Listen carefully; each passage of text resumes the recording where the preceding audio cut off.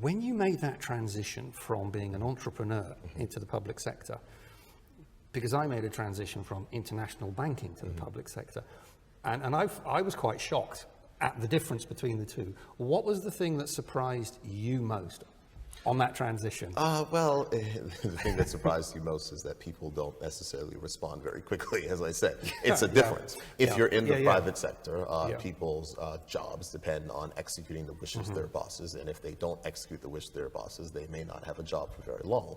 In the political or public service construct, it's different. It certainly is a different perspective. So you have to use different tactics, and you have to make sure that people are invested in the outcome, making sure they understand what the outcome is bring everyone together. So a lot of times it means that you have to spend a little bit more time making sure that your top level leadership is aware of where you're trying to go. Yeah. Did you find, however, to some degree as I did, that whilst the commercial world is more focused on getting it done fast, one of the great things about the public sector is that people are in it because they believe in what they do.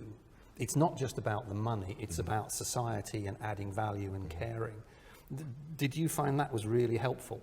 I think so, because a lot of times public service workers, globally are talked of, are not thought of in the best light. And I've found a completely different experience. I found people who care, people who want to make sure they achieve their objectives, people who are very thorough, and people who will give the honest feedback to the leaders that say, this is a risk, you may want to consider this inside your decision making, etc. But I think that at the basis of what you're saying, insofar as they care, insofar as they want to achieve something good for the country, in particular our case, Bermuda, as a jurisdiction, that they are more, in some instances, naturally invested in a successful outcome. And I think that's also helpful.